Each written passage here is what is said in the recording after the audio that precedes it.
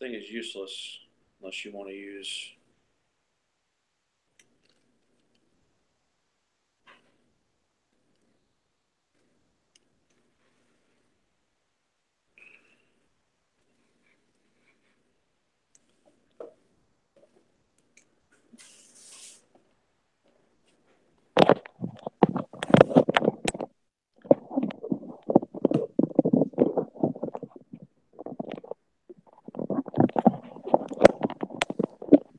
There we go.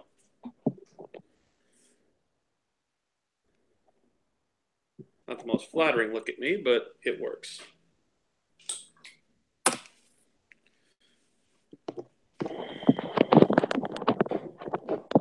Can you see me?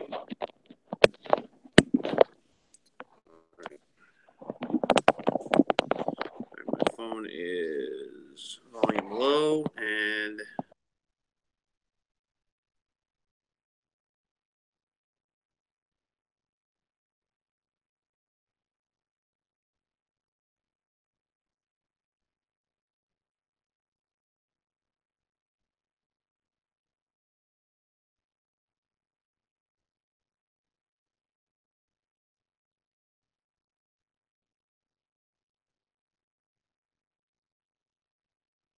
our interviews, just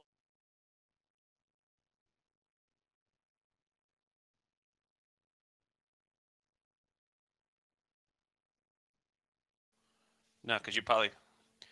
I said if you want to ask a question, Pro, during any one of our interviews, just go ahead and point to me since I can see you through the deal. Okay, I give you a fair catch signal. Yeah, Something like this. yeah, that's fine. Since I can see you. NBA anthem. You don't have a rundown you can email to me, do you? Um, Brian, you can forward that to him, or I can do that myself. What's your email? Just T Hayes. T Hayes at I will. Learfield.com. I will send that to you right meow.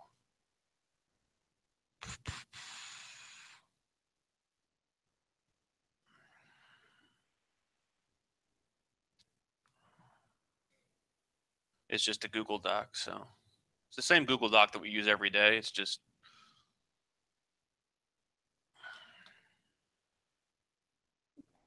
Westbrook signed his deal. 5 years, 205 million. It's a lot. Good money if you can get it. It's a heck of a deal. Heck of a hustle. Also, you see Willie Reed lost what 15 was it $15,000 or something Yeah. because the agent had been implicated in this whole deal, was fired from the agency, and he kept representing him. And since he was uncertified, It's not good.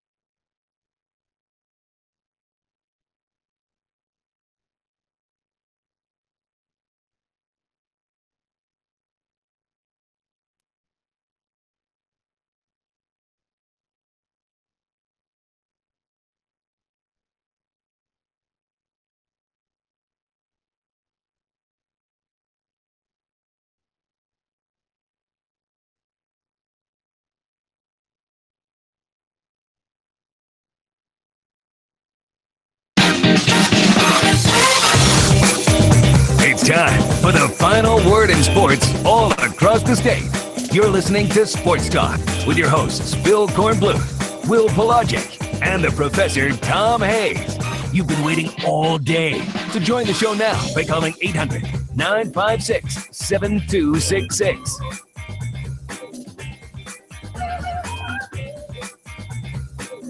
And a pleasant good evening to you and yours from the Lone Star State to the Palmetto State. Welcome into Sports Talk on South Carolina Radio Network. Yours truly, Will Pelagic from Houston, Texas. And we send you back, of course, to the Lone Star State and the Palmetto State as well, to Tom Hayes, who's in our Columbia studios. Phil Kornbluth is off today for Yom Kippur. We wish anybody who is celebrating a very blessed atonement period as they get ready for, again, the conclusion of their celebration of the Jewish New Year. But we are celebrating a Football Friday here on Sports Talk. We've got Clemson at Virginia Tech. We've got South Carolina heading down here to Texas, where they haven't won against Texas A&M since joining the SEC. In 3 previous meetings, they've only played once at Kyle Field, about 85 miles up the road to our northwest in Houston. Basically, the plan for most to come and make this trip, you either fly into one of the two, Houston or Austin, and then make the drive up to College Station. Their airport is very, very small, but their fan base is far from it. They'll be packing in 102,000. They're expecting a sellout, as they usually do. One of the things that I was very impressed with, Pro, the first time that I went to a game at College Station, is the fact that I went to a game in week 2 of the season. It was about 3 or 4 years ago. They were playing Rice, and they sold the damn thing out. So if you can sell out for Rice, you can sell out for anybody. Well, they wanted to see a massacre that day. That's why they did it. One thing they do have in common is they hate Texas. They hated Texas so much, they shook up the whole Big 12 territory by picking up the phone and calling the SEC, say we're ready to join. It's odd, and it's funny how much the SEC has overtaken at least the Houston market, because of the fact that there's just so much of that pervasive A&M advertising that takes place down here, and I've been able to see what has grown at least in this market over the last 3 years, and I'm excited to see a good football game. And to my honest opinion, Pro, as we've talked about all week with this South Carolina offense, and we'll talk about both games here and also give you our picks on what is a very loaded Football Friday. We're going to talk to David Shelton coming up here in about 12 minutes about the high school week number 6. We're going to talk to the voice of the Texas A&M Aggies an hour and 15 minutes from now. That is Dave South. He'll join us on our hotline as well on Sports Talk. We also have our football filibuster with Governor Jim Hodges and Attorney General Alan Wilson. So we'll have all that set to go. George Bryan, Monty Dutton, all our usual Friday staples here on Sports Talk for you. But to this game here in Texas, before we get to the one in Blacksburg, to me, Pro, looking at South Carolina, if there is an offense that needs the kind of defense that A&M brings to the table, it's this South Carolina offense, because they have struggled against really everybody they've seen so far this year. I know they were able to put up points against NC State, but a lot of those came on big plays and special teams. Same for Missouri. I think that if there's any place and any team that they're going to score points on this year, it's this Aggie team, and they got to get some confidence back. Well, the interesting thing is they've got to realize what their identity is. And quite frankly, their identity, Will, is in a state of flux, because just as they were trying to do some trick plays, then you had injuries to the offensive line. Then Debo goes out. Now they got to figure out what they're going to do. I've said before the other night that I thought with those 2 big wide receivers, you got to try some 50-50 balls early in the contest to put the fear of God in those safeties to get out of that box. Then you can run the football. It's interesting because we talk a lot about them needing to be stubborn with the run and needing to really exert the running game a lot more. I think that was one thing that people were looking for against Kentucky. They were looking for it also against Louisiana Tech. I think they found something with Tyson Williams against Tech because of the fact that you've seen the struggles from Dowdle and A.J. Turner. But in my mind, you know, if you don't present a threat on either side, then you're going to get awful predictable. And I think Steve Tannehill hit it right on the head yesterday when he was with us on the Coach and the QB, in the fact that, like you said, they don't have an identity, and they don't necessarily know what they're good at. I think that's the one question that we don't know, is that we don't know what South Carolina's offense is good at. Well, the key thing is this. I could tell by the way Dowdle ran last year as a freshman, he's nicked. They're not admitting it, or he's not telling himself he's nicked. And the interesting thing about it is Turner, because he's the smallest of the group, but I think really, Will, when watching him last year, he was the best at hitting the hole in the trap right up the middle, because he just has a tremendous first step. But for whatever reason, they have not been able to get him loose up the middle running the football, because I think probably he hits the hole faster than either of the big backs. The two teams that Clemson and South Carolina play this week are very proficient running the football. Virginia Tech runs it around 200 yards per game, and this really, it's weird. I wrote it in my Will's Last Word column, which you can find on SportsTalkSC.com. I sit here and I say that I'm not going to pick against Clemson rest of the year, as I said. I'm very much in the same camp as Phil Kornblut, our co-host here on the show is.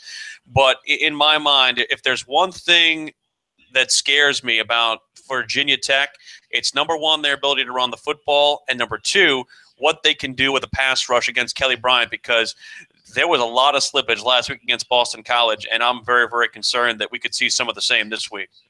One of the, one of the aspects that Virginia Tech has had some slippage on, even in the last few years of Frank Beamer, is they used to beat you on special teams. They could look ugly on defense, but block 2 or 3 punts, block a field goal, and you look up and say, how in the world football game? But they haven't been able to really unleash any good special teams plays this year. And you said you never picked against Clemson. I picked against Clemson 2 weeks ago and 3 weeks ago, and I had my eyes opened up and I had an epiphany and picked against Clemson, and I would have been 5-0 last week if I had picked for them. It's exactly. So it's exactly it. I don't know how to pick, but in this football game, I think Clemson, they always say you win the football game, you have to play for a tight game. If I'm Clemson, I got to win this football game in the first half. I don't want the Hokies to even believe they have a chance to come back in the second half, because they'll beat you if it comes down to a fourth quarter game in Blacksburg. So I think they got to put the pedal to the metal early in this football game to try to at least get a 2-score lead on Virginia Tech, so they can turn the dogs loose with the pass rush with Virginia Tech playing from behind. I did want to at least get some football talk in before I bring in some more of the basketball talk. We did get a statement earlier today from South Carolina Athletic Director Ray Tanner that basically said that USC has been made aware that it's not a target of the Department of Justice investigation, and that they've received information to indicate any current or former member of the USC staff is involved in the federal investigation of the probes that we saw earlier in the week with the court documents that involve former assistant Lamont Evans, who was fired yesterday by Oklahoma State for cause. Ray Tanner said, though, that they will hire an independent third party that specializes in NCAA matters to conduct a full review of the issues that relate to the investigation, and that they will do so in coordination with the Department of Justice and NCAA in a collaborative manner. And so they will at least try as much as possible to make sure that they have their noses clean in this, and this is a very good proactive move by Tanner. But at least some preliminary good news for the Gamecocks as they try to, I don't want to say wash their hands from the situation, but so much of what we've seen over the last couple of days has been very iffy when it pertains to the Gamecocks. But at least a bit of good news in the fact that nothing beyond Lamont Evans at least is tied to USC, though what is tied to him is not pretty. Well, you know, if you're looking at the FBI and the NCAA, they could send out their own press release to every college in America and say, you are not implicated in this, and then comma, yet. Because there's so many tentacles still to be uncovered in this whole situation now that you're dealing with Nike and probably going to deal with some other shoe companies, including Under Armour, before this thing is over. To those who specialize on the Friday night gridiron, David Shelton, our high school sports report, and our preview of Week 6 coming up next. Sports Talk live from South Carolina and from Texas. South Carolina Radio Network.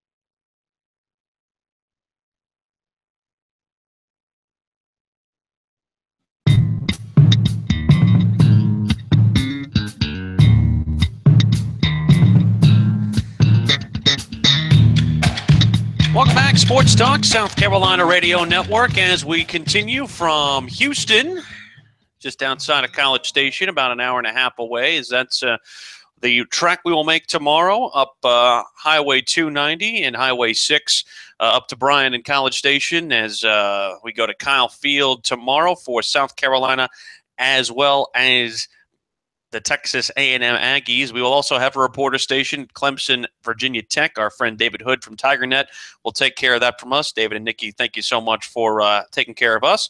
We will now take care of you with the High School Sports Report, which is brought to you by Farm Bureau Insurance. Favrates.com is how you get your best Farm Bureau insurance rate. You can be saving a whole lot of money, even if you received a quote before. Rates now more competitive than ever. Favrates.com to get your no-obligation quote today from Farm Bureau Insurance. David Shelton is on the line from the Post and Courier, and he joins us now on Sports Talk. So a very, very close one last night between the two Myrtle Beaches. North ends up holding on to claim the latest chapter in that rivalry. And David, it seemed like it was a classic last night.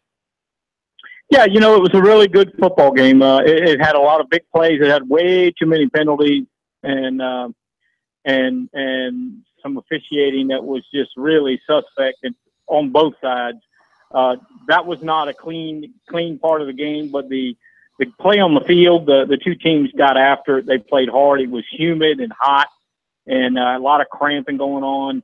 But, North Myrtle built themselves a 18-point lead with about 7.5 minutes to go. It looked like they were on their way, and then Myrtle Beach made their run and had the ball with under a minute at about the 30-yard line trying to win the game. So before an interception ended it. But, it was a good game. Both teams played very, very hard. You could tell they both wanted to win. But North Myrtle, Myrtle Beach had won 9 of a previous 10, and North Myrtle had not beaten their rival on their home field since 2001. So that's a pretty long time to lose a bunch of games at home, and they got it done last night. To 5A, the one that stands out, of course, is Burns and Spartanburg, two teams ranked in the top 10 of the High School Sports Report rankings. How do you see this one playing out? I've been going back and forth all week, but I really don't see any reason why Burns should lose this game unless they turn the ball over. Their defense has been spectacular all year. They played a very good schedule. They've managed to find ways to win. But their defense will have to play well tonight because I think Spartanburg's offense is dynamic enough to do some things. I just feel like Burns has a slight edge because of their defense. Now, if they go out and lay an egg on defense tonight, well, all bets are off. But if they play as they have in the previous 5 or 6 weeks, I just feel like Burns can win a close game.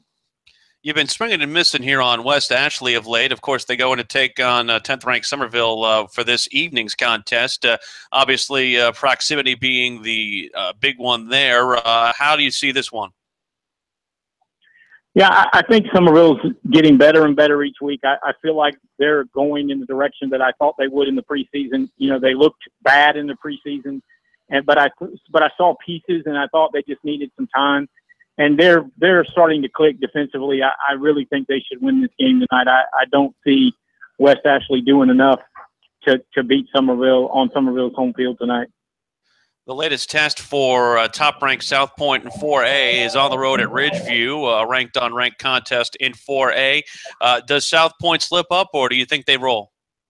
Well, they actually played last night, and you were probably on your way to Texas, so you didn't know. That's but true. They played last night, and South Point, close game at half, but South Point pulled away pretty good and won convincingly. As I thought they would. I think South Point's in a class all by themselves, and they even played the second half without their quarterback, Darian Kendrick, who was ejected from the game for his second unsportsmanlike conduct. And they won without him. So that kind of shows how deep they are. Their defense is incredible, extremely quick. Yeah, David, I was about to ask you because I knew that the quarterback had to leave. Somebody ripped his helmet off, I believe, and he got a little bit too demonstrative about being upset. Were they getting a short field in the second half, or how would they roll up that many points that quick? I was following the game on Twitter from Lou Bajak from the state, and they did get some good field position, but really their defense created that. And that's what happens with South Point. their defense creates so much positive field position, and then they have a kicker, who's headed to Clemson, who's one of the best in the country. So, almost every time they get to the 30, they're going to at least score threes. And then their kickoff game and their punt game and their coverage is so good. They just back people up. Then they get the ball in midfield and they just roll down the field. They're very good in all phases of the game. David Shelton joining us from the Post and Courier. Yeah, my apologies on the South Point result. I need to fire the Sports Talk traveling secretary who had me booked on the 6:12 a.m. flight out of Charlotte to come down to Houston. So I was well asleep getting ready for a 2:30 a.m. wake-up call this morning. So my apologies there to South Point for moving on with a big victory. To First Baptist and Porter Goud, this is a kind of sneaky good game, I think, for at least both of these two teams. This is one that I think you see Porter Goud winning a slim one. Yeah, that's the game I'm covering tonight, and I think it's one of the better games in the Charleston area. You have two SCISA teams. One played for a state title last year. One won a state title. A lot of rivalry in this game, even though Porter Goud never lost to First Baptist, but this is a different year. I think both teams are really talented, and it should be a really good game. Small school level, but a really big game. I see that Hilton Head has made it into your feature games this week of the Post and Courier. They played 10th-ranked Burley. Do you give any chance for the Islanders? No, I think Berkeley. I think Berkeley will win this game unless they, the long bus ride is always a concern for these teams coming from this area all the way down there, and vice versa. But Berkeley's the better team, have the better players, so I think they should win the game. It's interesting as we look across this week 6, as we start to kind of get wrapped up with these non-conference schedules and start to get in close to league play and region play. It's interesting how you see the calendar turn, and so much is predicated on that league schedule. How do you see these teams handle that transition as we get into the games that really matter as opposed to playoffs here? Well, there's no question these games really, really do matter. I've seen teams be. Union County comes to mind. They've always struggled in their non-region schedule because they play such a tough schedule. And then they come out in the region and finish second or third or first, win 5 or 6. So, there's a thing about being battle tested, and then that helps you in your region.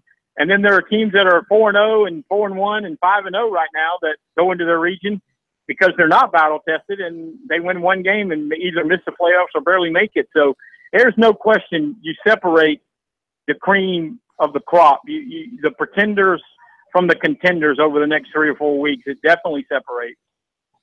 I know we poked a little bit of fun at our friend Chuck Reedy in Goose Creek last week for getting that victory. Do you see a turnaround continuing with Ashley Ridge coming in? Yeah, Ashley Ridge is probably playing a little bit better, but Goose Creek has the momentum because Goose Creek has got their first win, and they played really well last week.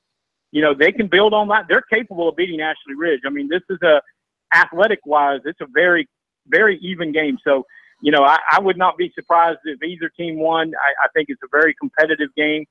I think Goose Creek needs to continue to improve offensively, and if they do, they'll have a shot tonight. David Shelton, again, you can hear him join us on our high school sports reports at 10, 10:30, and 11, and also our morning reports that you hear on Saturday morning on most of these same South Carolina Radio Network affiliates.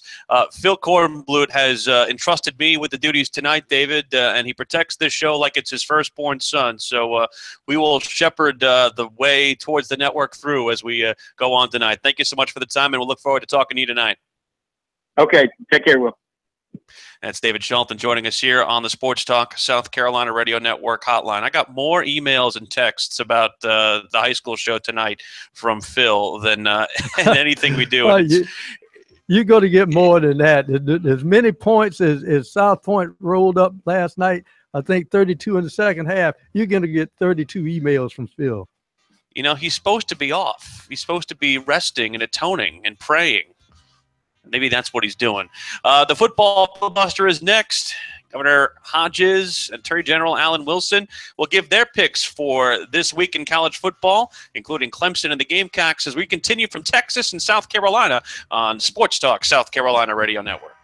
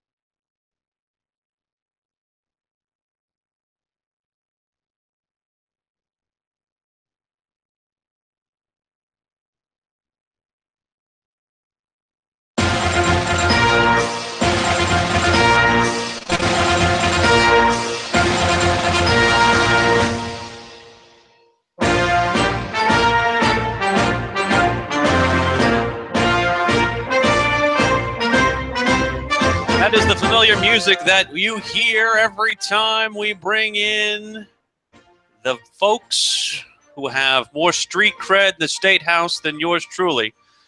That is, of course, our football filibuster music, and we are pleased to be joined once again by Governor Hodges and Attorney General Alan Wilson. First off, I want to ask Governor Hodges, did you bring us back any wine from Italy? I brought it back, but unfortunately I drank it before I could get it to you. I tell you what, when Phil told me you were in Venice, I was the most jealous person in South Carolina because I've been to Venice before and I absolutely loved it. I would get it written into my contract to be able to come to Venice every year as much as possible just because I absolutely adore that city. Beautiful place, isn't it? It certainly is. Attorney General Wilson, how are you, sir?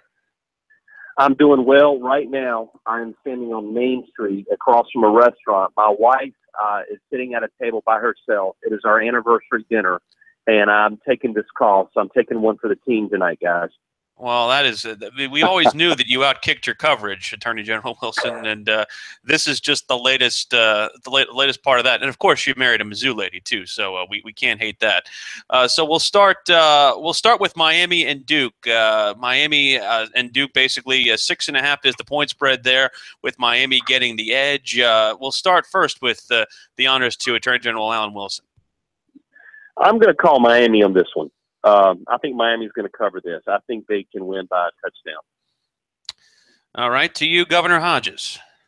I'm going to take Duke in the points. I'm a real Cutcliffe fan, and Duke has gotten a little better every year, and Miami seems to struggle with them. So I'll take the points in Duke. All righty, to Tennessee and Georgia. This game taking place in Knoxville.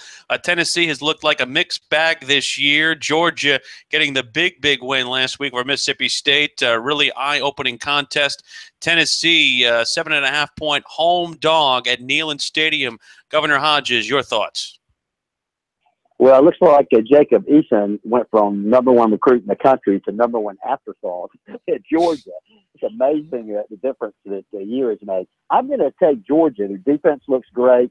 Tennessee's offense hasn't looked particularly good. And most importantly, Georgia proved on the road at Notre Dame that they can be a pretty good team. So I'm gonna take Georgia with this one. General Wilson. I like Georgia's defense. Tennessee's offense has been very suspect with me, so I'm gonna go with Georgia covering. I do want to point out where we are in the standings. Both went 2-3 last week. Your designated surrogate, Governor Hodges, did not do you any solids going 2-3, but you did better than me. So I did 1-4 last week, so with the same set of games. So at least Boyd left you a little bit of that there, I guess you could say. Well, we'll put an asterisk by that one. How about it? You still have the overall season lead over General Wilson by one game, 12-8 for Governor Hodges, 11-9 for Attorney General Alan Wilson. We go to Auburn and Jordan-Hare, where the Tigers have a 9-point favorite against Mississippi State, who got walloped in that aforementioned game between the hedges against the Bulldogs of Georgia. What do you think about the Bulldogs and these Tigers, General Wilson? Well, I'm wondering which Mississippi State shows up, the one that showed up at LSU or the one that showed up at Georgia. I don't know.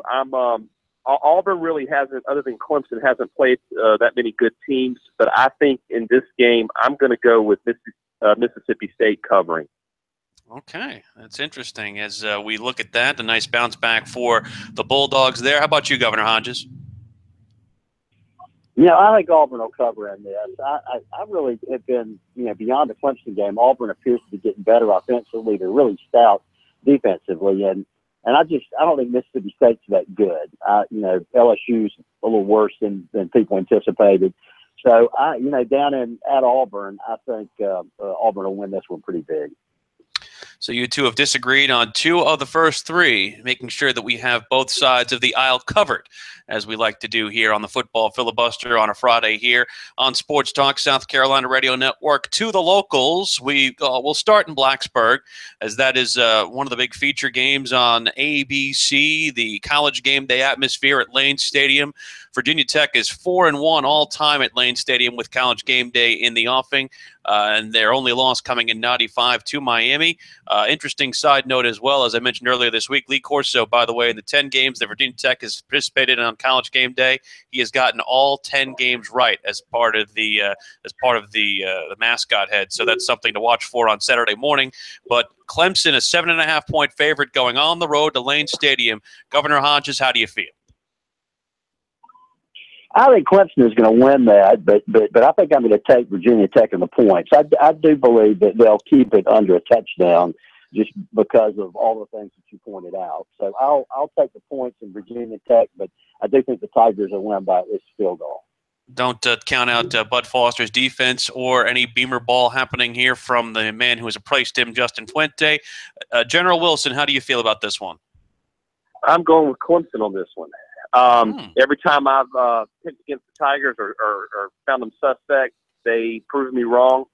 And it's hard being a Gamecock fan, but Clemson, they're getting a lot of national respect, getting respect from me right now. I think they cover it. I do think it'll be close, but I think they can cover it by 7.5. The one time I picked against Clemson outright was the week against Louisville, and I made the declaration not only on Twitter but on this show that I'm never picking against Clemson ever again. I'm not at least not this year. At least not this year. I might make some exceptions when it comes to against the spread, but until they show me a reason why, I'm not going to do it. To the game that I will see tomorrow here in the Lone Star State, USC has never beaten Texas A&M in 3 tries since the move to this conference took place. We'll start with General Wilson. The line is -9 in favor of Texas A&M. I knew I was going to have to pick first on this one. This is one I've struggled with against my head and my heart, and this is one where I really want to be wrong. I hope I'm wrong, but I don't know. I'm going to go with Texas A&M covering the spread, and that hurts me to say that out loud. I want to be able to say that Carolina's going to spring back hard and keep it close and win, but I just don't feel it. Governor Hodges, you have the last licks. No, I think he's right. I'm with him on that. As much as we both love the Gamecocks, they've got too many injuries on offense. A&M is going to score at least 30 points against our defense, and our offense hasn't shown me with all these injuries that they're going to be able to score more than 20. So I think it's at least a 10-point game, and I sure as hell hope I'm wrong too. The injury that doesn't concern me, fellas, is not on the offense, but it's the one that just happened on the defense with Bryce and Allen Williams losing a vocal leader of that nature, and also somebody who has been all over the field like he has over the course of the first couple weeks of the season. Is going to be tough to replace. Just to go over again, any amendments to what we have here for you, gentlemen? I'm going to stay with what I've got. All right, so Miami to General Wilson, Duke to Governor Hodges, Georgia for both of you. Both of you have Texas A&M. General Wilson has Mississippi State. Governor Hodges has Auburn, and Governor Hodges will have Virginia Tech, and General Wilson has the Clemson Tigers. That is our football filibuster for the week. Gentlemen, thank you for your service, and wish you and your wife, General Wilson, a happy anniversary. I will pass it on to her. Thank you. Thank you so much to both of you gentlemen, and that's our football filibuster for this Saturday, for this Friday, going on to this Saturday here on Sports Talk South Carolina Radio Network. Of course, we will give you our picks as we have them, just to kind of give you a preview of what we have. The Big Kahuna is leaving us in the dust, Pro, 15-5. He'll stick his foot in the dirt and twist his ankle soon enough. I am ahead of you by a game at 9-13. You are 8-12. Corn is straight up 500, 10-10. Matt, the newsman, is 8-12, tied with you, along with Kevin Cohen from The Point Radio, and the forgotten Smothers brother, Alan, is 11-9. We will reveal those picks in our 7:45 segment about 1 hour from now. But first, before we reveal those picks, let's get to professional help with our good friend, Mr. Sterling. Lee Sterling, our Sterling Picks comer your way next. And also, Phil's recruiting report for Friday night. We come back. Sports Talk, South Carolina Radio Network.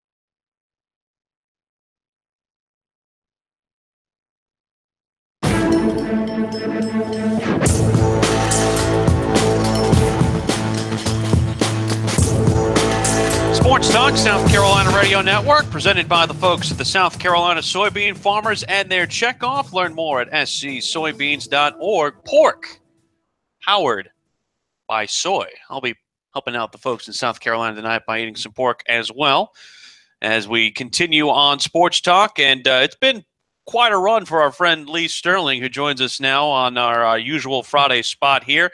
5 straight winning weeks, 24-4 run on the 30 and 35 unit plays, and you won on both big ends. Alabama over Vanderbilt, and New Orleans beat Carolina outright by 3 touchdowns in that one. So certainly a lot of good stuff for Lee Sterling and those of you guys who are calling in for his picks. Of course, he joins us here as we usually do here on Fridays. Lee, how are you today? Doing well. When you're on a heater, it's fun. No one's complaining. It's all quiet on the Western Front, so feel pretty good. It's all good. We'll start with the game that we were talking about in the previous segment with our professionals in the government, our friends Governor Hodges and also General Wilson. Miami with a -6 number against Duke going into the newly renovated Wallace Wade Stadium. How do you feel about the Hurricanes and the Blue Devils? Well, a game that starts in 10 minutes. Duke is balanced. I mean, the improvement, the reason they're 4-0, they've ran for at least 185 yards in every game and thrown for at least 190 yards. And even their defense allowing less than 120 yards rushing in all 4 games. So you control the line of scrimmage, you're usually going to fare well. I think the difference here in this game here is Miami just more explosive. They've got kids like Mark Walton, Ahmad Richards. He'll be back this game. These are guys that can, take the ball, break one tackle, and go 80 yards. I just don't know if Duke has those type of players here. I like Miami. I think they pull away late, 31-21. To the game at Neyland Stadium, where Georgia, who showed out very, very well against Mississippi State last week, they have a 7-point favorite going into Neyland Stadium. Yeah, and another team that has certainly elevated their game is Georgia. I think right now they're the second best team in the SEC, running the ball on everyone, at least 185 rushing yards. And Tennessee can't stop the run, allowing 242 yards per game rushing. And even bottom feeder UMass ran for an average of 4.5 yards per carry on them. Can you imagine what Sony Michel and Nick Chubb are going to do here? Dogs also playing with double revenge. This is a big game for them here. I think this might be Butch Jones here. It might be a swan song. I like Georgia by double digits, 30-20. It's certainly not looking good for him, especially last week after it feels like he has lost his trust with the media as far as that goes.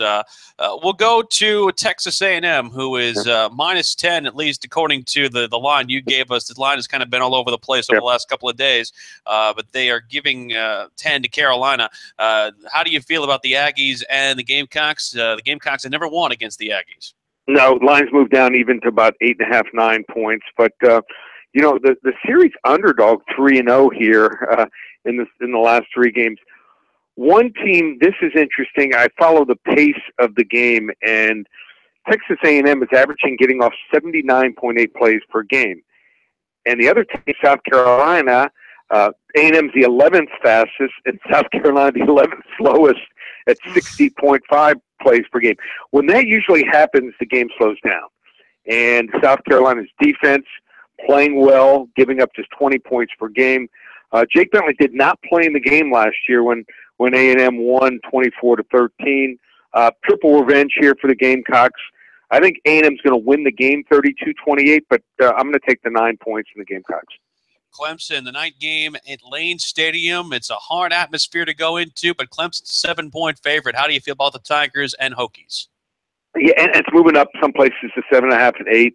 To play with Clemson, I think you have to come in with a mind frame that you can hang with them for 60 minutes. And I think Virginia Tech is one of those teams that just is not intimidated by anyone. In fact, they're +5 in turnover ratio this year. I thought going into the year this year, Will, that they were going to be down a couple notches, but Joshua Jackson, their redshirt freshman quarterback, this kid's the real deal. Already 11 touchdown passes. I think they're going to go after the Clemson cornerbacks, which are a little banged up now. And I think, the loss of their kicker to the ACL injury, that could be a major factor in a close game here. Here it is. Well, sorry to say it. My upset of the weekend, Virginia Tech 26, Clemson 24. You're not making the fans of the orange and purple persuasion No. happy with you there, Lee. Maybe I'm partially doing that because as a Miami fan, I don't want to play them if we somehow win the Coastal. So I don't have the number in front of me, but do you like the under in this one? I don't have the number in front of me either, but I think it'll be a low scoring game. I don't think they're going to even approach 50 points. I can tell you that. That's kind of what I feel too. Yeah. Give us a look at your game of the week. Game of the week this week: Florida State and Wake Forest. Another team like Duke that's 4-0. You want to get Florida State and Wake Forest? Just call us here at the office. 800-400-9741. Game is free. First 10 callers. Florida State and Wake Forest. I know these two teams well. Went to both of their spring games. Know the personnel. You want to hop on board? Now's the week. I mean, like I said, never been cheaper. 7 games in college football, including my college football underdog shocker, and in the NFL 5 for 55, my NFL game of the month. It's all available. ParamountSports.com. He had himself a very good week for the folks who paid last week and those who called as well. Thank you so much for the time, Lee. We will watch and listen, and we'll talk to you next week. Okay. Thanks, Phil. Okay. Well, Lee did something you didn't do. He turned against Clemson. He's going to bet against Clemson in this one. I tell you, don't cross the Pickens County line, okay? Mm-hmm. Don't do it. Do not cross the Pickens County line if you want to cross Clemson. I'm telling you, I'm not doing it. I'm not going to get sucked into doing it. You can't suck me into picking against Clemson, ever. They can play the New York Giants next week. I'd pick Clemson. I think probably the team, and I know all teams like to do it, Will, but for me, looking at just body language, I believe Clemson enjoys better than ruining somebody else's home game than even playing in their own stadium at this point. I know they run up the score in Death Valley, but when they go on the road, you almost see a special glee, a special pep in their step when they're destroying an opponent on the other guy's field. Yeah, Dabo has no shame in throttling everybody they play on the road. Allow me to bring in the recruiting report here. Zion Williamson, we had the news for you yesterday. Lee Anderson, his stepdad, told SPA TV in Spartanburg that there's been no contact with Adidas, trying to refute the report that said that Adidas was trying to use the same scheme with Zion Williamson that they did with Brian Bowen of Louisville. He has his official visit scheduled to Kansas this weekend. He also has visits set with Duke and UCLA on the table. The 2019 defensive end Ishmael Sofsher of Louisiana has Clemson in his updated top 12. Florida, LSU, Ole Miss, Auburn among those as well. Jamari Sawyer of Atlanta has Clemson and Georgia as his top 2 right now. He told Dog Nation he'll take an official visit, though, to Ohio State October the 27th. He'll also take an official to Florida. And Spring Valley's Channing Tindall is on that 6-0 Spring Valley team. His last recruiting visit was an unofficial to USC for the Kentucky game, though he was not back to the Louisiana Tech game this past weekend. Georgia, Florida, Florida State, and Auburn on his short list. He has not determined his official visit dates or a timeline for a decision. He's one of the biggest of the uncommitted prospects still left in the state, so we'll have to keep an eye on what he does from here on out. And that's recruiting for Friday, the 29th day of September, 2017. Well, Channing Tindall, I was about to say, Channing Tindall is a guy that I still say is underrated. We hear his name, but he will flat take your head off legally playing the football. He can hit. He is a tremendous linebacker prospect. Still a lot to come. George Bryan III will join us to recap the golf season, preview the President's Cup, and also we'll chat with Dave South, voice of the Texas A&M Aggies, at 7:20. And we'll have the full Monty on NASCAR 7:30. And we'll also bring you our picks, not only Corn, myself, Pro, and our various prognosticators inside our South Carolina radio network purview, to use a word that Corn hates. Back with Hour 2 in a moment on Sports Talk.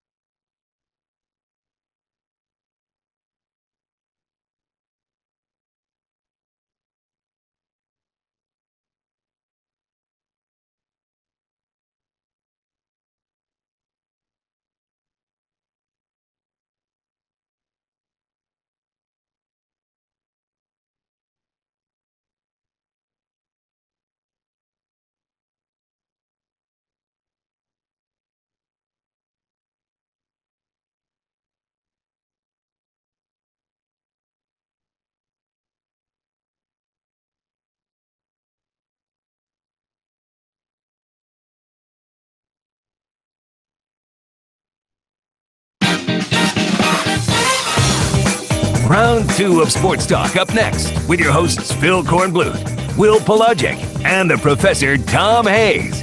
Don't leave us hanging. Join the show, 800-956-7266. Hour 2 of Sports Talk, South Carolina Radio Network. Will Pelagic, Professor Tom Hayes, producer Brian Leonard.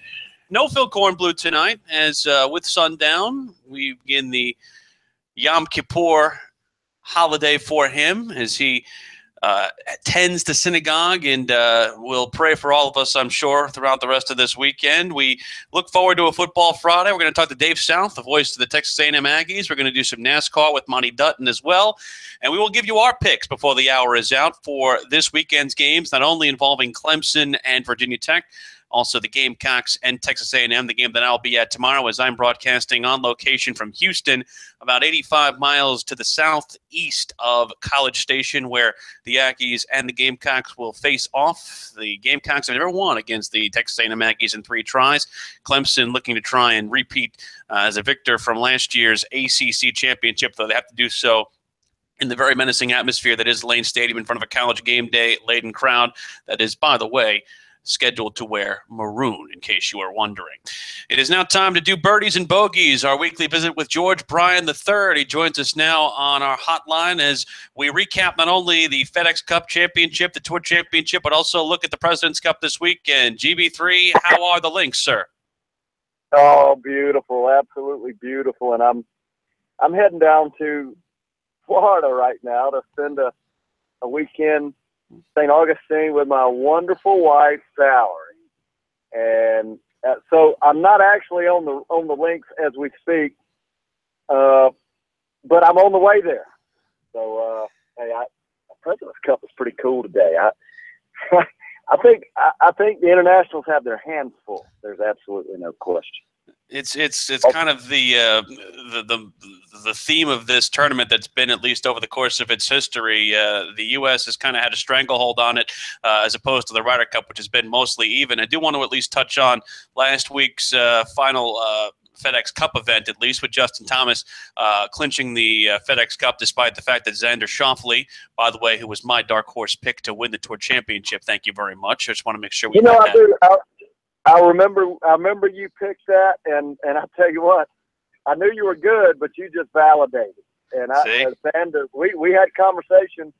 Actually, what was it? I guess right when the FedEx Cup started, and followed that up a couple of weeks. And I remember my comment against yours, not against, but just in compliment to yours, was I felt like experience would prevail. But you were right.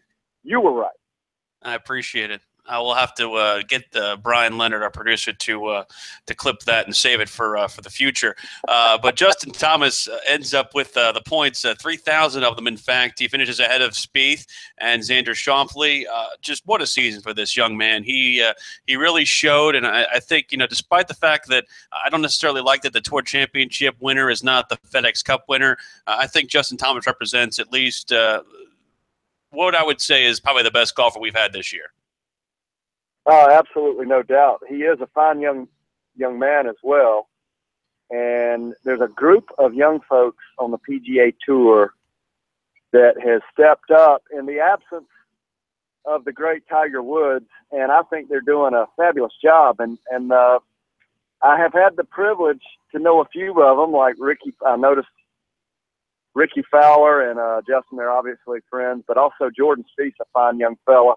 So not only are they great players, they're appealing to the fans, but they're good people.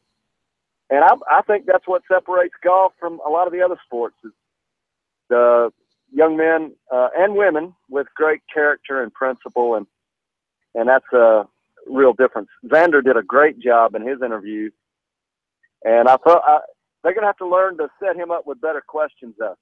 So they need somebody like the Birdies and Bogeys and the Phil and Will show, and obviously the Professor. And Pro, how you doing? I hope you're sitting there. I hope you're not taking a nap on me. I'm doing well. Just trying to figure out some of those lessons you tried to teach me years ago. Hey, you don't have to do much figuring, man. You got all that. But hey, remember remember my baseball swing with my backswing. Hey, the baseball. Speaking of baseball, Jerry Martin. I'm not sure if he was on the show with us live, but Jerry Martin got in the mix. You remember Jerry Martin, Pro? Oh yes.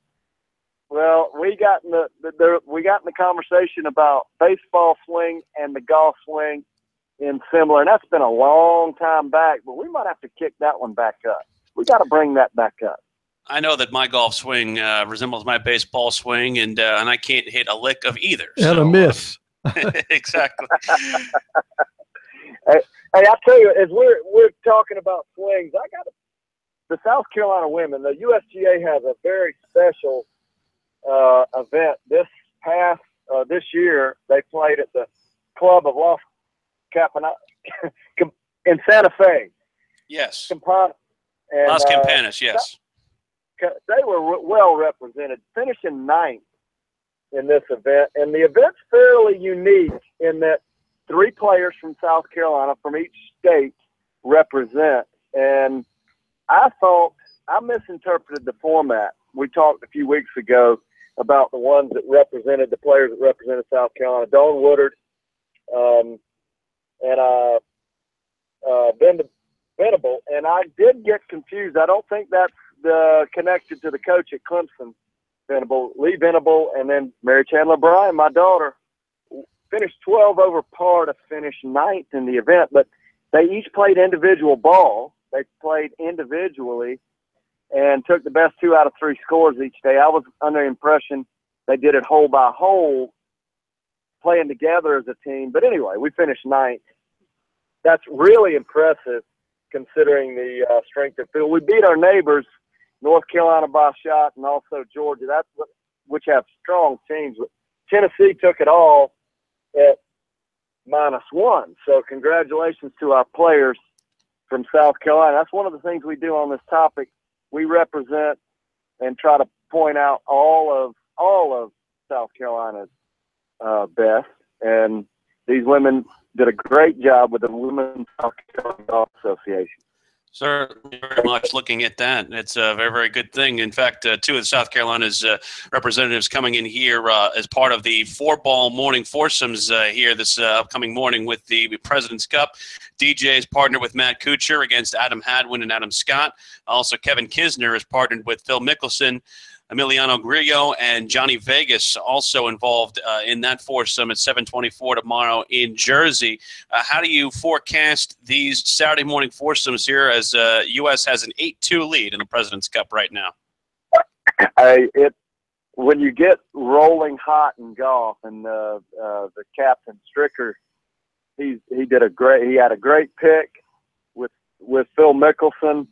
What a great pairing this afternoon with Kevin Kisner and Phil Mickelson and Koepka and Dustin. These guys, I mean, I expect just more of the same. They're playing really, really good, and we just got that home course advantage. I wish that's one I really hope to visit in person. Ryder Cup as well, and I think it's a romp this weekend. That's my opinion.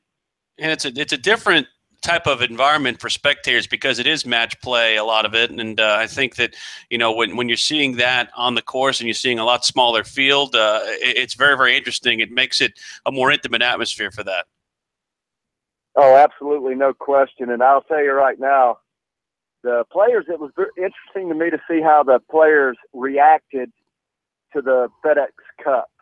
But I'll tell you right now, Justin Thomas did a great interview in his interview for accepting the trophy. And I'll tell you, his mind was already in the following week. As much excitement as they had for the FedEx Cup and individual, there's an awful lot of it for the team. And that makes me feel good to see some of these young men that are thinking beyond themselves, more into team and country. And I hear that's my music, men, and I'm heading south on I-95. I sure look forward to talking to you more next week. And from now, see them high, but shoot them low. And hit them not as often. Thank you so much, GB. Appreciate it. And safe travels to you as you go down to Florida. We'll talk with the voice of Texas A&M, Dave South, next as we continue to preview the Gamecocks and Aggies.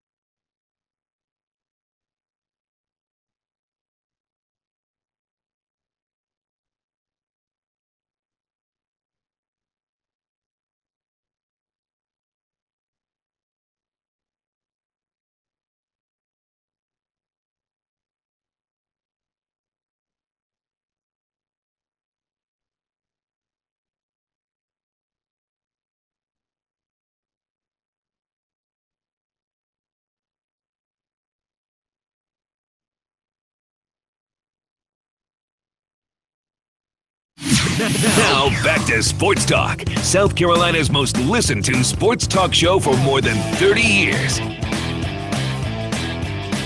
Sports Talk brought to you by your local electric cooperative, sponsor of this year's annual Touchstone Energy Cooperatives Bowl. Find out more about what the co-ops are doing across the state. Visit ecsc.org and save the day for December 9th for the 2017 Touchstone Energy Cooperatives Bowl.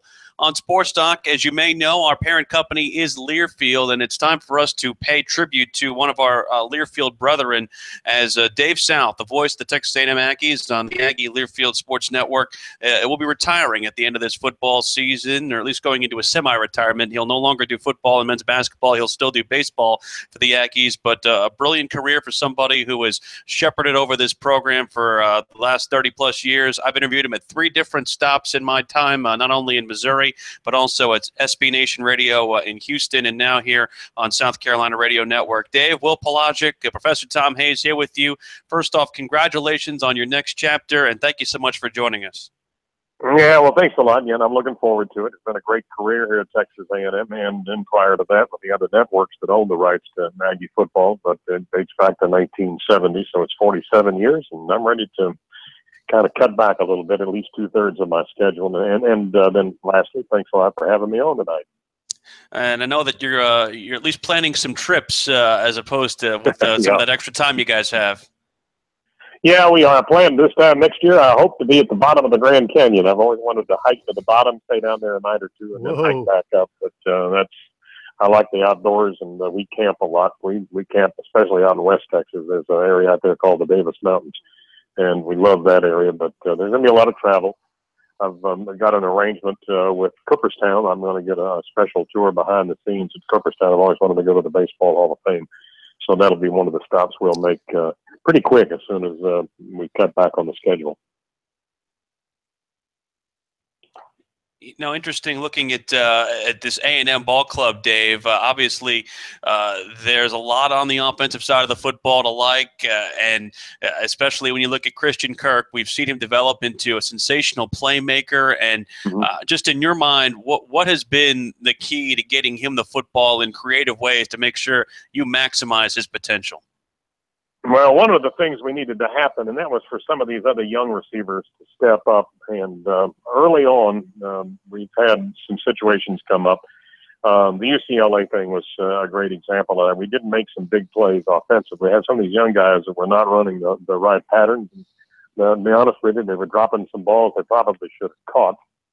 So we needed those guys to step up, or there'd be less pressure on Kirk because they were starting to double team and triple team him, doing everything they could to keep the ball out of his hands. Now some of the other guys are starting to make the plays because Kevin Sumlin's been running a whole bunch of new people out there every game. We're playing a lot of people every time out. And now I'm starting to see that pay off. I think Coach Sumlin said last Monday night on his radio show it is paying off because with the experience they're getting in playing time, the game is starting to slow down for them, and they're starting to make plays. We're not seeing the drops that we were seeing early on. The other thing that's helped out a whole lot, we started the year, Nick Starkel won the starting job over Kellen Mond. And he unfortunately was injured in that UCLA game, and he's probably out for the rest of the season. So Kellen Mond then stepped in. And what we've seen in Kellen is that he's starting to warm to the task. I think the game is slowing down for him. I don't think he has the deer in the headlights look that we perhaps saw in the first couple of games. And we're seeing him make plays now. His running game's starting to open up. So that's putting pressure on the defense because he's not afraid to run, and he's got great legs. And that's a great aspect of his game. And he's throwing the ball a lot better. He can throw the deep ball. He can throw the short pass.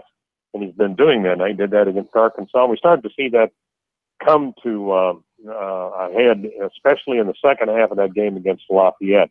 We gave Lafayette some short fields in the first half, which allowed them to have a lead at halftime. Then the Aggies took over in the second half. And Mond, I think, is going to be a great quarterback down the line for Texas A&M. And I think he's going to be a good quarterback. I don't know if put a grade on it yet, but I think he's going to be a good quarterback before the end of this season. And we're already seeing a little bit of that right now. Well, the mystery right now for me, being from South Carolina and knowing John Chavis all these years, a guy from Dillon, South Carolina, great defensive coordinator at the University of Tennessee, did a great job there. One of the masterminds of defense. What's going on with his defense? Well, at times we just don't make the plays. And again, I'm going to have to, a little bit of that's going to go to youth. When you lose two guys like we did on the defensive ends from last year, and Deshaun Hall and also Myles Garrett, those are hard. I mean, you don't replace those people, not that kind of talent. But we're starting to see people that are playing better in the defensive front. We have been lacking in linebackers of all things, because for the longest time we were known as linebacker U. We produced back during the days of R.C. Slocum and even somewhat under Dennis Franchione. We had great linebackers here.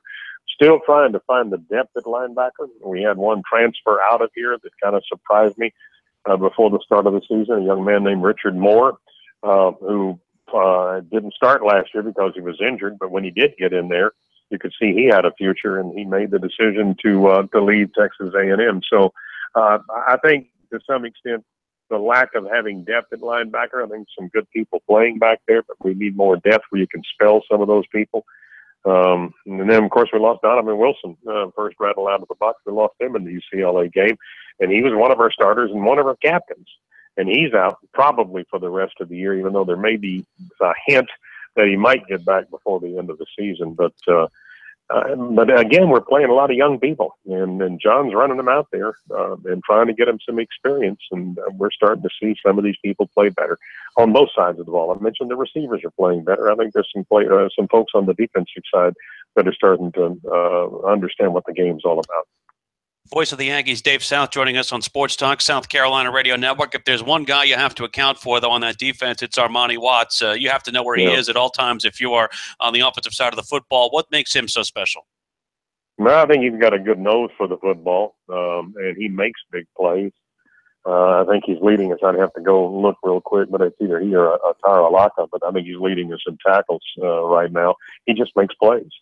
And he loves the game of football. He made the big play right there at the end of the Arkansas game in overtime when he went through his knees, and he took the ball away from the intended receiver and got the interception that allowed us to win that game in OT against the Hogs last Saturday up in Arlington.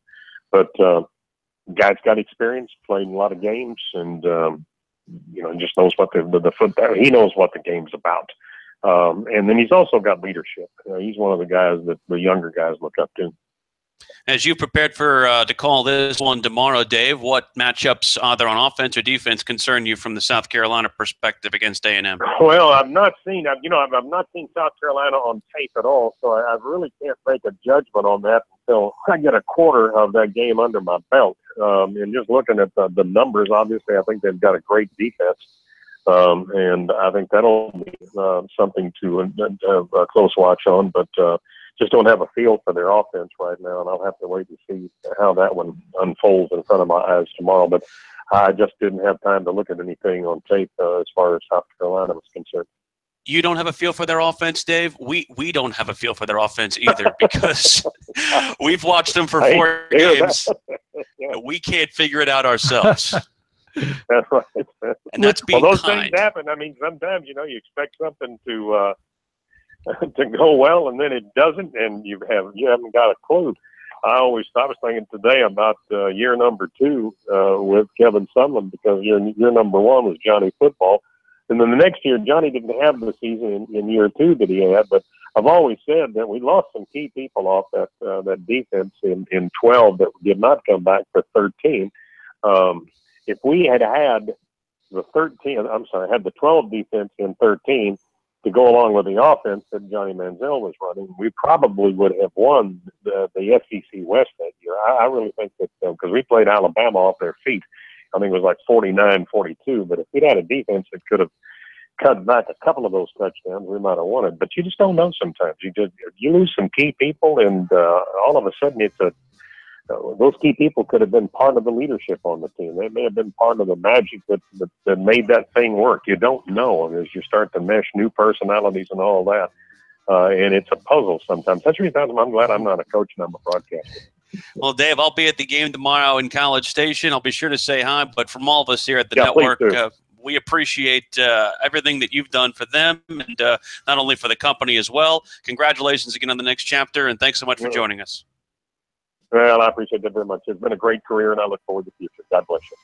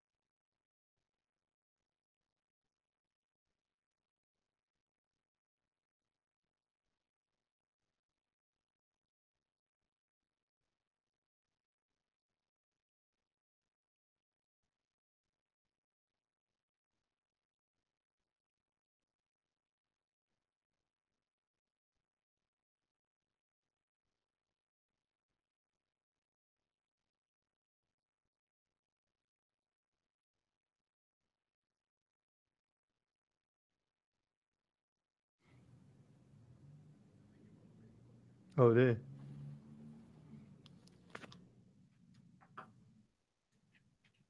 Got a man. Great catch. Miami walking the dog.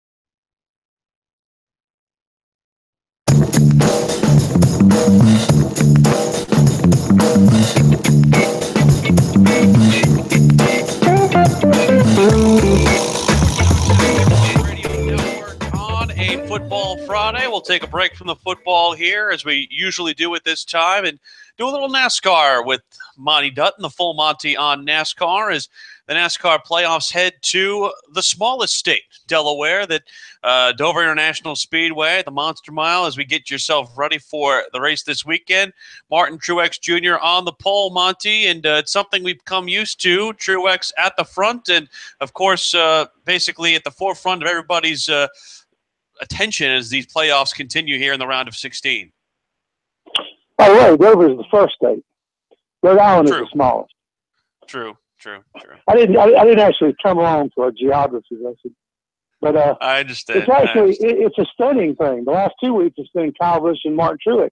This week it's Martin Truex and Kyle Busch. It's not a radical change up there at Dover, but Dover is a unique track.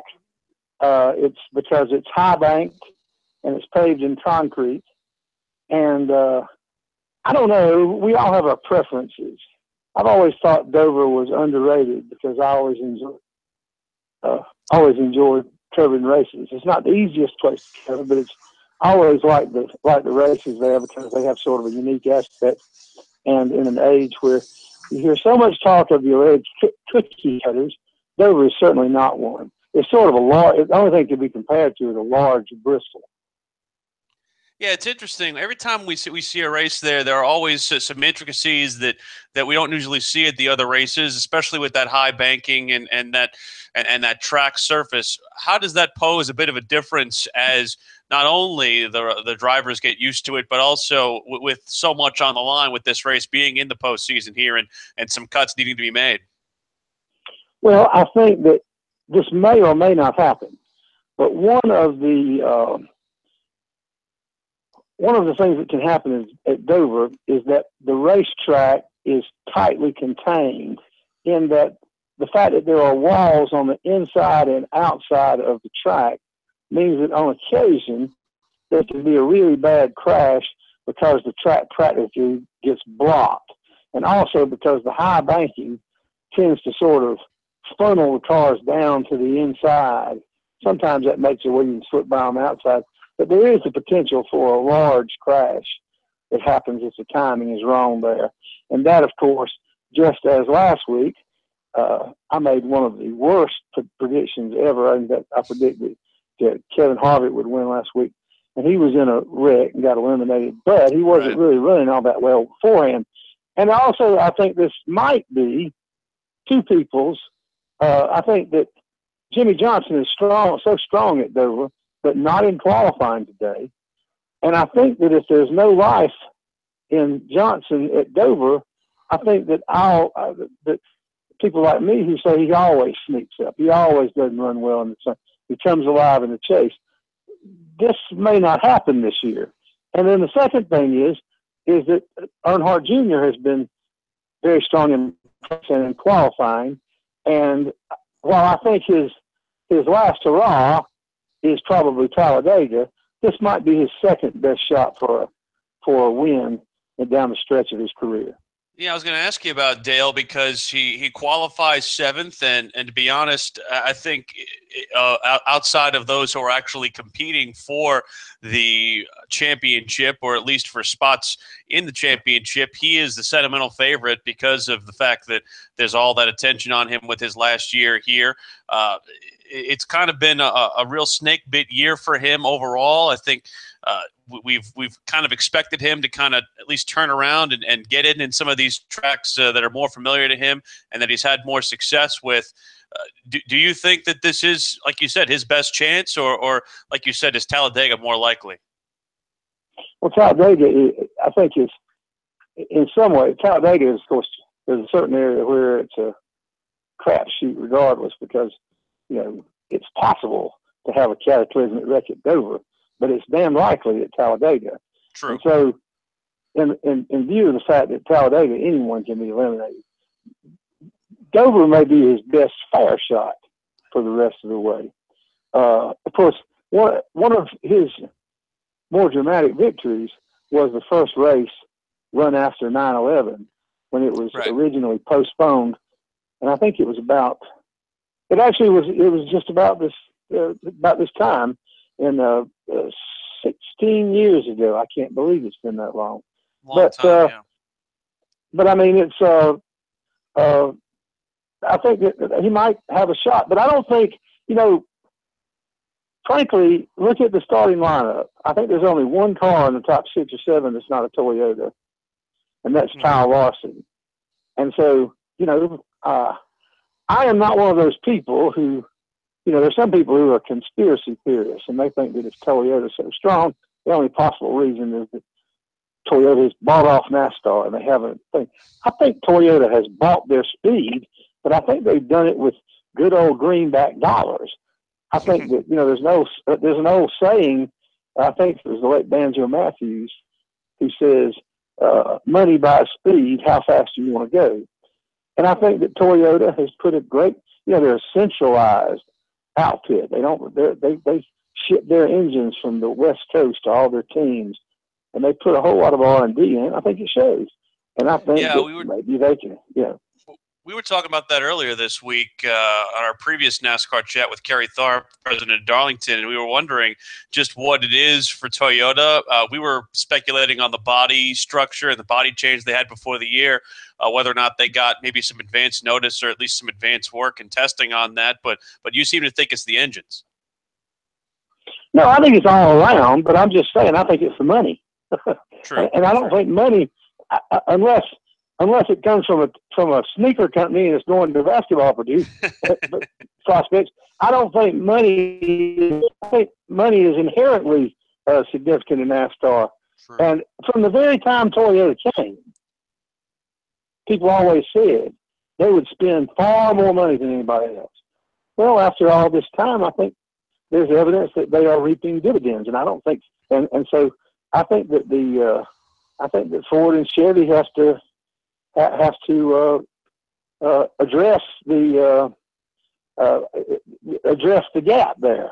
And of course, Toyota claims there isn't one, but everybody else, it's just the same way. If anybody in a sport where everybody works hard, everybody thinks their people work harder than everybody else, and the fact is that they all work hard. And I think Toyota has put a great deal of investment into. I think there's a certain different culture that's worldwide.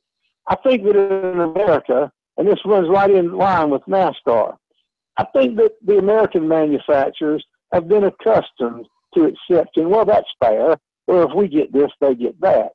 But I think that in an international point of view, when Ferrari's in Formula One or McLaren or Honda or Toyota, they think to get the benefit, they want to win. They don't want it to be fair. So I think that it's not unfair unless you want to put a money cap, and good luck with that in NASCAR of all places. But for that. I just think that Toyota, as a general rule, in a free enterprise system, when the standards are raised, other people react. I think in general in sports, a lot of times, I think that what makes the Red Sox spend a lot of money, well, the Yankees spend a lot of money. True. There are people up there, you have to do what it takes to be competitive. And so I don't think there's anything untoward. Don't get my partner started on the Red Sox. All right, we got about less than a minute here, Monty, as we finish up here with full Monty on NASCAR. Give me a pick this weekend for Dover. My gosh, I haven't thought about it just this minute. I'll pick Truex. I'm sorry.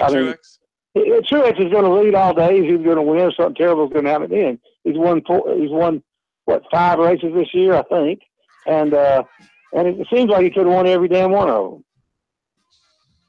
I'm not going with a long shot this time, by gosh. You're picking the safe one, which is fine. Monty Dutton, the full Monty on NASCAR. We are out of time, sir. Rubbins Racing, thanks so much. Thank you for having me. That's Monty Dutton joining us here on Sports Talk, South Carolina Radio Network. We'll be back to wrap things up on a Friday here on Sports Talk, South Carolina Radio Network.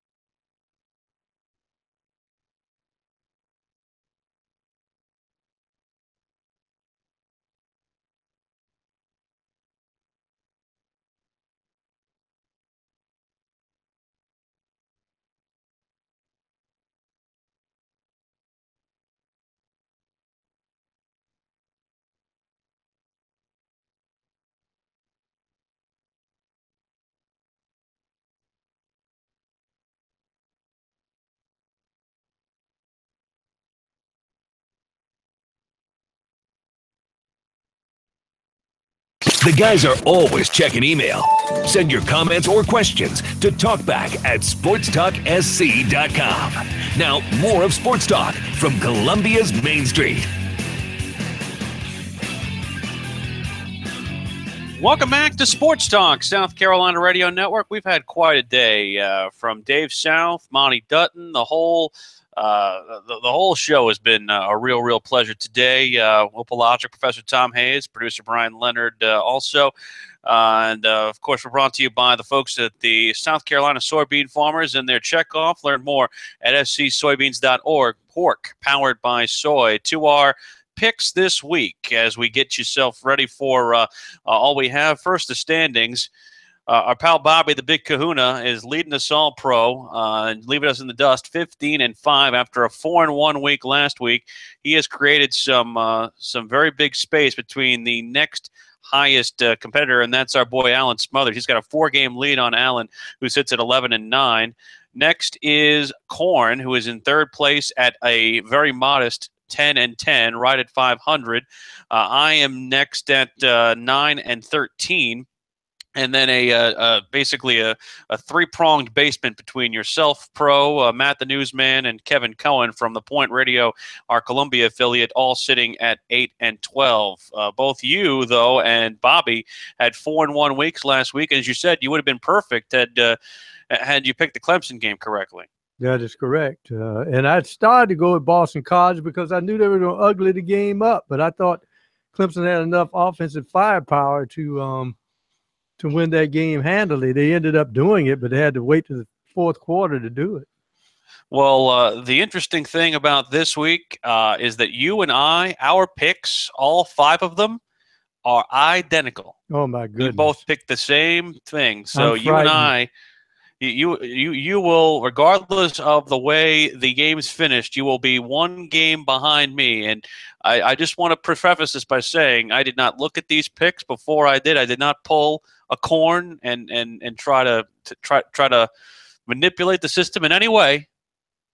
This was adjudicated fairly. So I will just say that from that perspective. But we start with Miami and Duke. With that game is going on as we speak right now. You continued your beloved crush on Mark Richt. on Mark Richt by taking Miami, as did I, as did Matt the Newsman and Kevin Cohen. The 3 Dukes, if you will, are Bobby, Allen, and Korn. They like Duke to cover the 6.5 points at home. And again, the brand new refurbished Wallace Wade Stadium. Not now. Uh-oh. Duke what? Well, Miami is closing in on almost 200 yards passing in the first quarter, but they only have a modest 14-3 lead, but they're driving. Duke has had 1 excursion inside the red zone that ended in a field goal. So it's 14-3 late in the first quarter with Miami driving. Well, you have a monitor in front of you, which is a preferred there.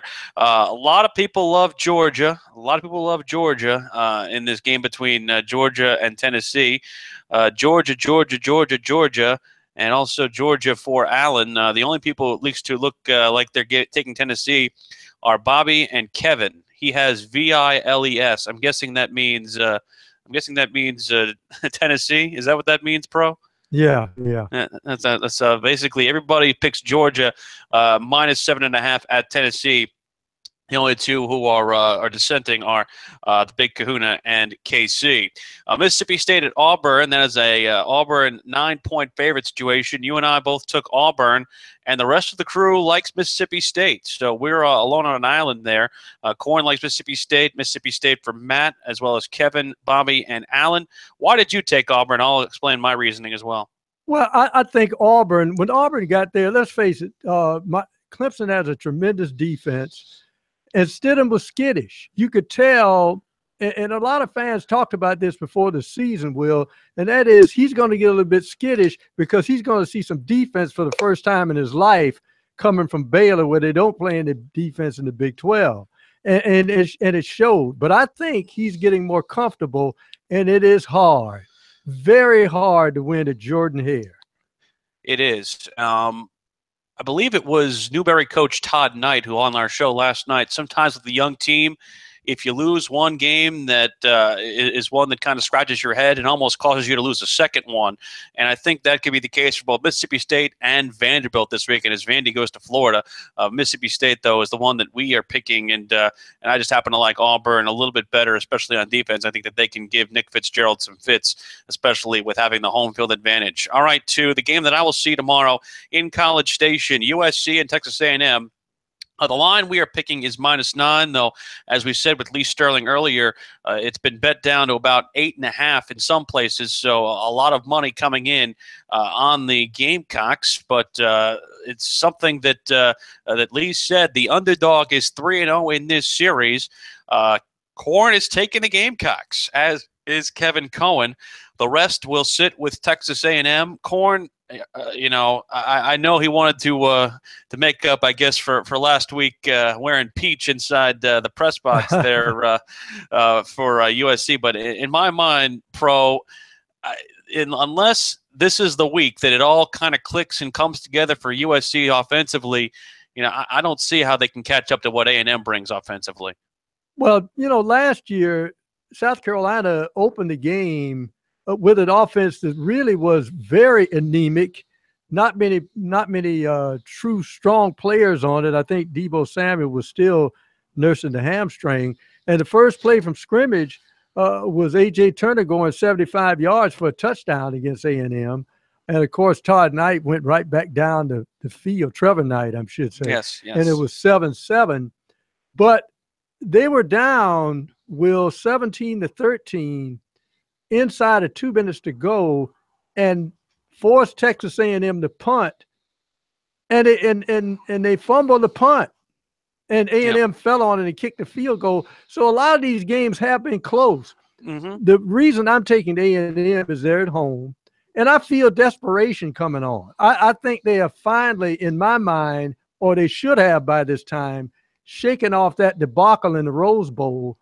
And think about playing football and not playing for their coach's job. Just play football.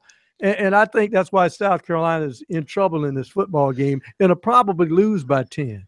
Yeah, I like A&M in this one. I think the run game for them is too strong. I think Christian Kirk will have a big day against that USC secondary, which has been suspect at times this year. I like the Gamecocks, but as we've said all season, I wouldn't be surprised if it goes the other way. Clemson, Virginia Tech, the spread is 7.5 in favor of Clemson. Corn likes the Hokies to cover a close one. Kevin Cohen is picking Virginia Tech, as is Bobby. The rest of us go with Clemson. Myself, you, Matt the Newsman, and Alan Smothers all like the Tigers. And, it's until they lose, until they prove me wrong, I'm not going to pick against them.